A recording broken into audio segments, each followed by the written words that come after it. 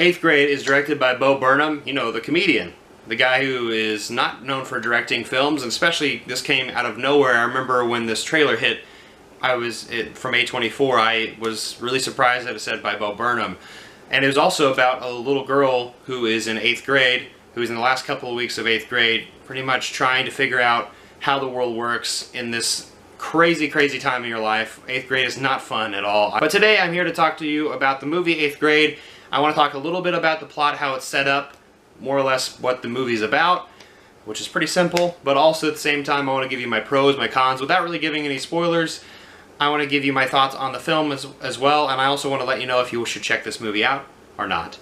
This movie is starring Elsie Fisher, who's been in some Despicable Me movies, which I've never seen, so I really couldn't tell you much about Elsie Fisher, but she plays Kayla, who is this 8th grader. This is the last week of 8th grade, last few weeks I suppose, and you see how much she struggles with everything. She struggles with anxiety and mental health a little bit as well. So this is very, very realistic and understanding of where I was in 8th grade, and just really unsure of everything all the time. Emotions were flying all over the place, more or less from hormones, and also just people being either happy and nice to me or being mean to me and unrelenting and unforgivable. It's just, you can see all that unfold with Kayla over the last couple weeks of the movie. In the movie, Kayla is only with her dad. You don't really know much about her background with her mother too much. You get elements of that a little bit later on in the story. She's more or less dealing with this alone. She does not have very many friends, if like any. Apparently she gets voted the most quiet in her entire class, which hurts because she does this YouTube channel as well, which is ironic because I'm doing right now. I've done a few hiccups just like Kayla did in my early days of YouTube. In fact, I do it all the time still. But this movie is set up that way, so you're seeing more or less what goes on the last couple weeks of 8th grade, where she meets a high schooler during a freshman orientation and how she takes her around. Some of the problems that she's dealing with, her hopes and dreams. You just see a lot of things unfold over these couple of weeks, and it's really crazy. So I don't really want to go too far into it. I don't want to go into details because I want you to kind of watch the movie itself.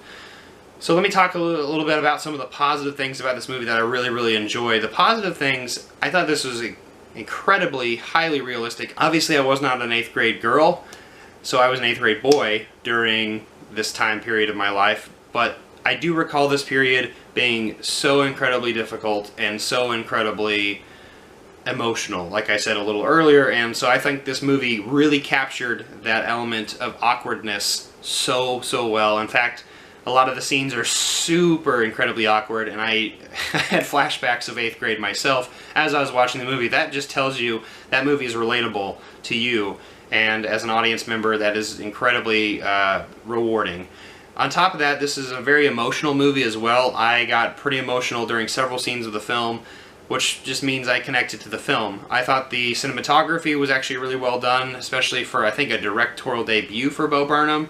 I thought that the acting was fantastic, and I think he said on some interview that a lot of these actors, a lot of the kid actors, were just more or less there actually at normal school and kind of just acting the way they were. And I think they did fantastic jobs of just playing themselves, and I think they didn't overact or didn't really Hollywoodize any of this stuff at all. These are some of the things that 8th graders go through, and it's really sad and also at the same time kind of a life achievement. You have to kind of go through this kind of stuff to get to where you're a little hardened or you understand, you know, where adulthood's coming from. So I'm not going to go too far into that. I really like that movie for those purposes. So for my cons, I really didn't have much to say for the cons, except for the same reason that I had a pro. It was a little awkward sometimes, but that actually makes it for you know, a great watch. But it's sometimes, I don't know if I could repeat watch this movie very often myself. I have to be in specific and certain moods to watch this movie, so that might be a con. But I don't really think this movie has very many cons because it set out with its message to show you what 8th grade's like, show you the process of that, and more or less see where you come out of it and how it's just a phase in your life. It literally is just a phase in your life. So I give this movie a 5 out of 5. I highly recommend you checking this movie out. This is a movie you need to go see in theaters and definitely own sometime. To me, it was a very necessary film. It's probably one of the best movies of the year. for certain.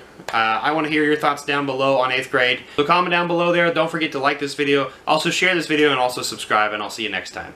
I'm not jonesing around.